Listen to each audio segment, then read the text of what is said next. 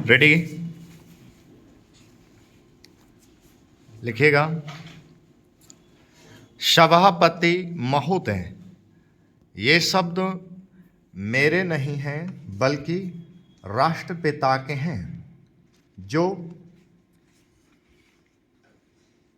लोग आज सरकार में बैठे हुए हैं।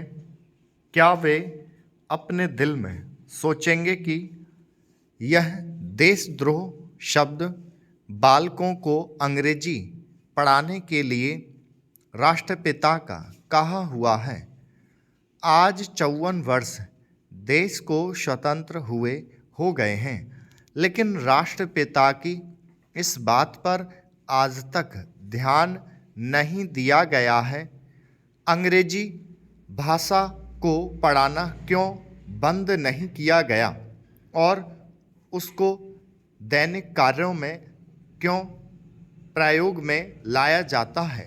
मैं इस बात को कई बार इस सदन में कह चुका हूँ और मैंने इस विधान परिषद की नियमावली में 1 वर्ष पहले एक संशोधन भी रखा था, लेकिन मेरा दुर्भाग्य है कि वह संशोधन वर्ष भर से इस सदन में प्रस्तुत नहीं हो सका।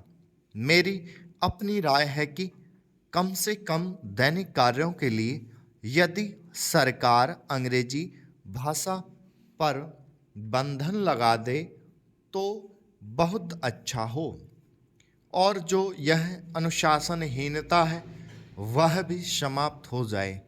सभापति महोदय, जैसा कि मेरे मित्र ने कहा, लड़कों के माता पिता अंग्रेजी का प्रयोग करते हैं और उनके शिक्षक भी उसका प्रयोग करते हैं, फिर बालकों पर उसका प्रभाव क्यों नहीं पड़ेगा? मैं उनसे सहमत हूँ कि बालकों में नकल करने की आदत होती है।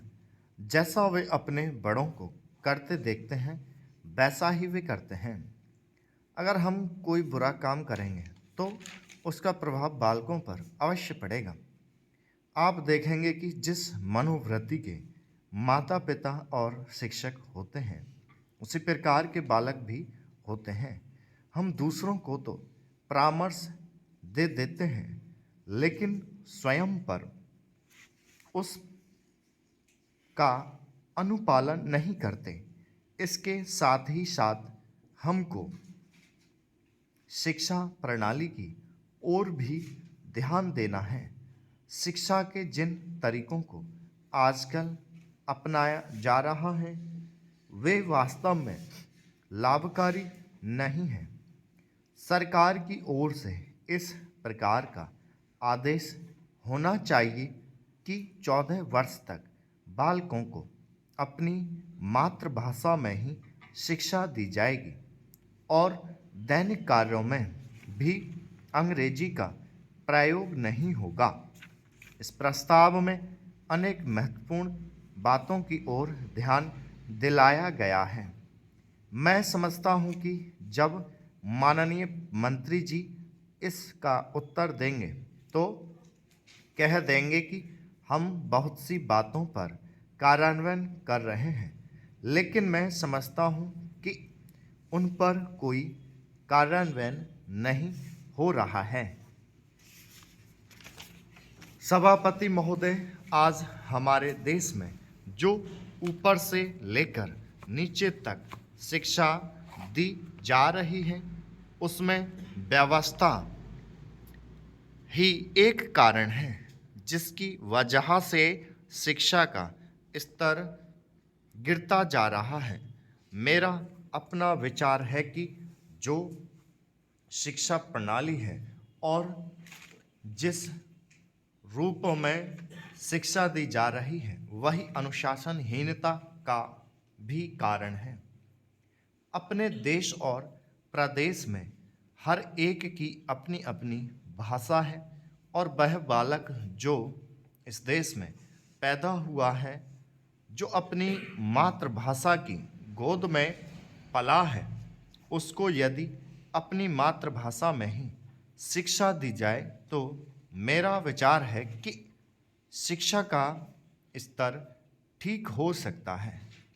जो सबसे बड़ी भूल और कमी सरकार के द्वारा दी जाने वाली शिक्षा के संबंध में हो रही है वह यह है कि बालक की मातृभाषा में शिक्षा ना देकर उसको उस भाषा में शिक्षा देने की व्यवस्था की गई है जो हमारे देश या प्रदेश की भाषा कभी रही ही नहीं।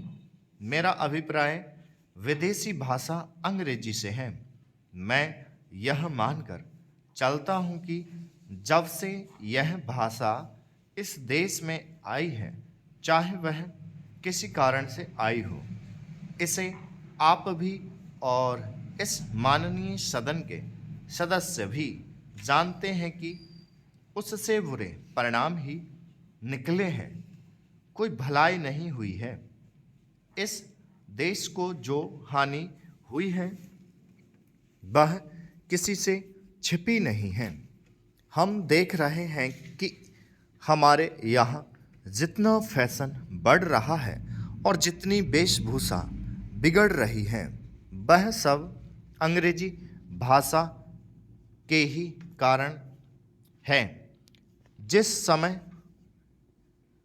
यहाँ पर अंग्रेजों का राज्य था, प्रायः यह देखने को मिलता था कि वे लोग जो विशेष करके किसी न किसी तरह से सरकारी पक्ष के ही होते थे, अंग्रेजों से मिलने के लिए जाते समय अंग्रेजी वेशभूषा का ही प्रयोग करते थे।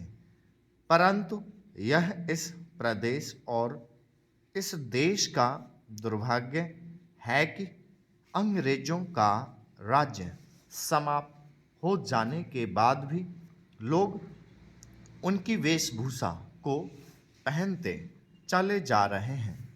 इससे जो प्रभाव हमारे देश के फैशन पर पड़ा उससे लाभ के बजाय हानि ही हुई है और हो भी रही है। मेरा ऐसा विचार है कि अंग्रेजी वेशभूषा से इस देश को बहुत हानि हुई है। भारत की गौरवपूर्ण सभ्यता और संस्कृति के संरक्षण पर पर्याप्त ध्यान देने की आवश्यकता है। अध्यक्ष महोदय, मैं आपको एक और बात बतलाना चाहती हूँ और वह यह है कि कृषि विभाग को योजना आयोग ने बहुत गलत रास्ते में बिठा दिया है।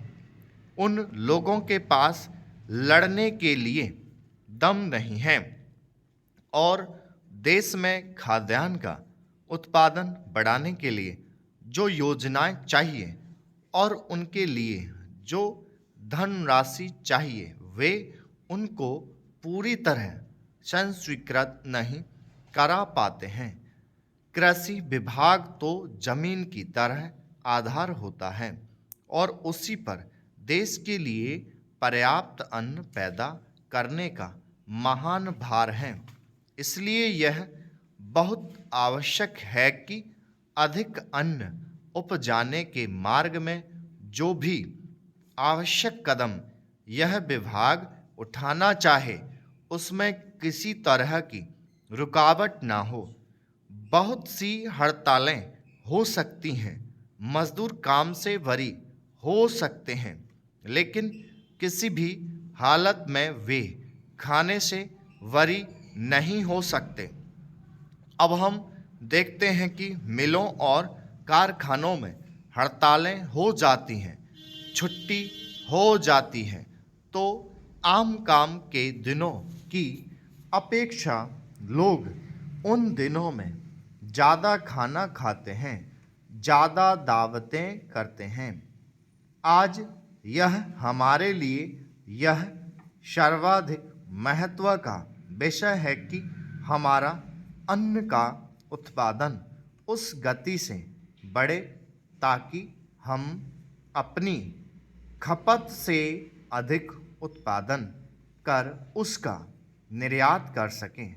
सरकार तथा इस मंत्रालय के लिए यह समस्या एक बड़ा सिर दर्द पैदा कर रही है। स्टॉप। अब ये 100 की है, ठीक है। फटाफट बिना चर्चा करें ट्रांसलेट करें, कोई किसी को बताए नहीं, पूछे नहीं।